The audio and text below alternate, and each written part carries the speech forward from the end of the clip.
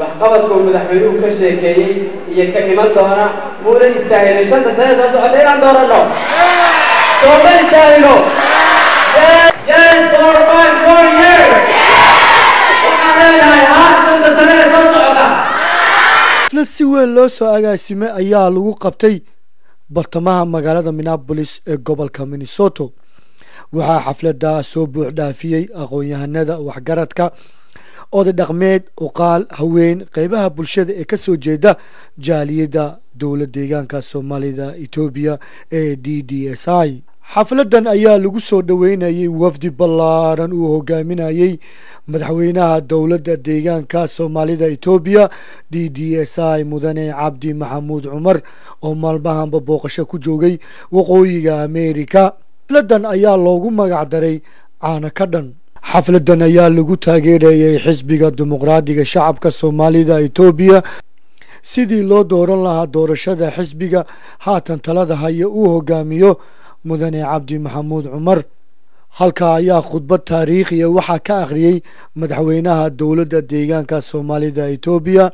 mudane Cabdi Maxamuud Cumar isagoo madaxweynaha ka hadlay waxqabadkii 5 sano ee la soo dhaafay haddii noqon lahayd dhinaca waxbarashada caafimaadka biyaha nabadgelyada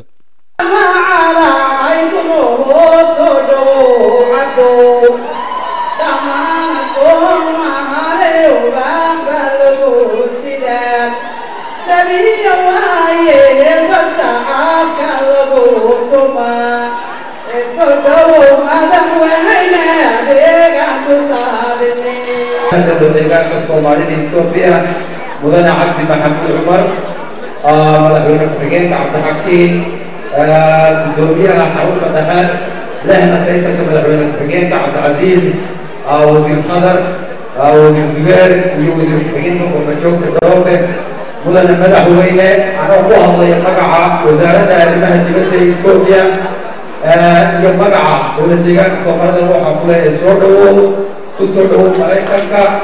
kusoo dhawow Minneapolis marka koowaad waa markii ugu horeysay ee qurbajoogta leeg oo deegaanka ka soo jeeda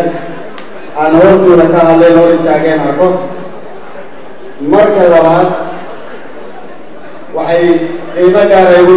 leedahay anigoo la socda madaxweynihii dowladda deegaanka Soomaalida oo ka mid noqday fursadna oo helay inaan anigoo madaxweyne ku-xigeenka oo ah wafdiga maanta halkan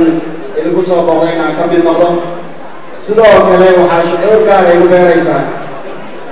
sida wanaagsan ee kalgacalka iyo jacaylka ballaaran muujinaysa iyo madaxweynaha iyo wafdigiisa aad u soo dhaweyseen iyo xisbiga dimuqraadiga shacabka Soomaalida wafdigiisa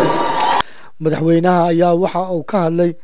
xisbiga dimuqraadiga shacabka Soomaalida Itoobiya ee iminka talada haya 5 sano ee la soo dhaafay waxyaabihii uu qabtay Soomaalida Itoobiya dhammaan qaabdhismeedka dowladda federaalka ciidanka qaranka ayaa waxay sameeyeen qorshe cilmiyeysan oo ay ku cadeeyeen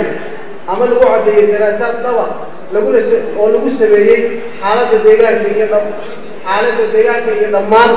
xalalkoodii oo tafatiran yoolkiisuna uu ahaa yoolka aan dhiganay uu ahaa waa in deegaanku uu noqdaa deegaan nabadgelyo ah dadka iyo hantidoodu ay nabad ku baxaan nabadna ku caanamaalaan si degdeg ahna meesha looga saaro nabadiidka ubba iyo itixaad iyo maamulada dulsaarka ah si loo hirgeliyo horumar waara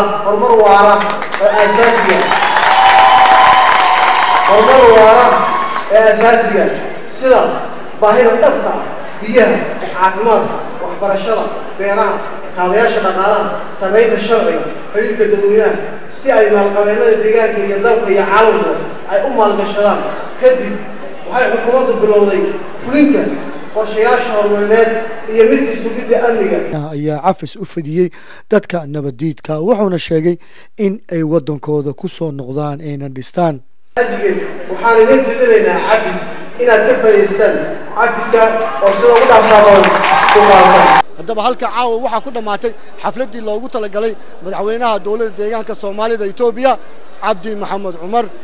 Zakariya Aadan Universal TV